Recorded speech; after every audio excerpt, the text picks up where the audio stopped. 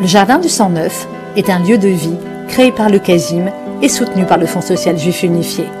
Le Jardin du 109 propose un espace chaleureux et convivial et un ensemble de services solidaires et des ateliers pour les personnes âgées ou des familles au parcours difficile.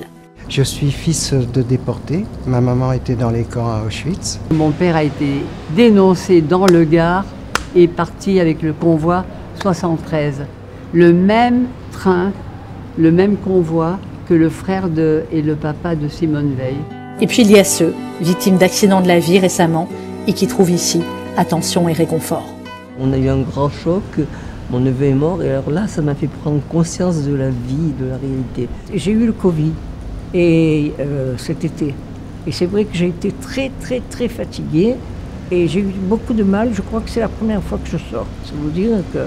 Encadrés par une équipe de professionnels dévoués et attentifs, ils participent à des ateliers adaptés pour eux.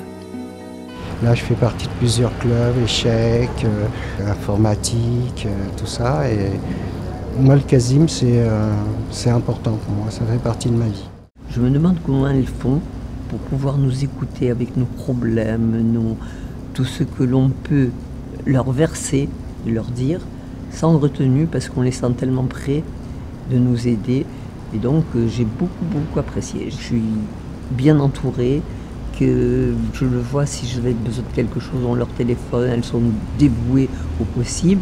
Je n'abuse pas parce que je n'aime pas, mais on se sent quand même pris en charge si on en avait besoin. Voilà.